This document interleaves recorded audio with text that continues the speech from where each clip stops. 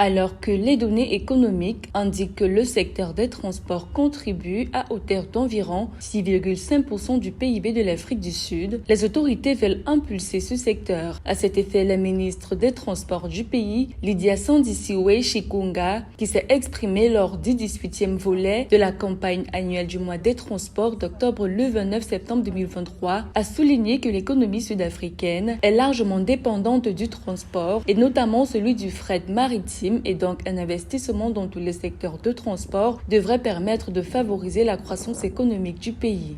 Both the National Development Plan and the National Transport Master Plan NETMAP 2050. Le plan national de développement a souligné que l'Afrique du Sud doit investir dans l'infrastructure de transport afin de soutenir sa croissance économique et objectifs de développement social. Le secteur des transports sud-africains apporte une contribution importante au produit intérieur brut du pays. Ces contributions ont le potentiel de réellement impacter lorsque nous aurons atteint un certain niveau de compétitivité dans le secteur. Once we achieve certain levels of competitiveness and efficiency in the sector.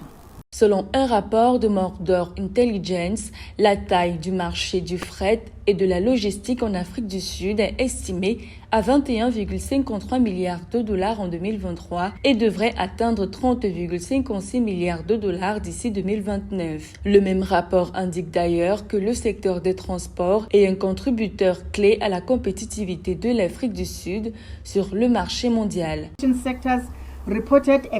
Le stockage de transport et les secteurs de la communication ont rapporté une croissance de 3,6% et a contribué à 0,02% sur le PIB. Ces secteurs ont apporté une valeur ajoutée de près de 366,5 milliards de rand à notre PIB en 2022. Soulignant que le secteur des transports et du stockage ont été l'un des secteurs les plus touchés de l'économie sud-africaine pendant la pandémie, la contribution au PIB ayant chuté de 11% en glissement annuel en 2020 en raison des restrictions du gouvernement. Le secteur des transports est toutefois l'un des secteurs offrant le plus d'opportunités d'emploi dans le pays.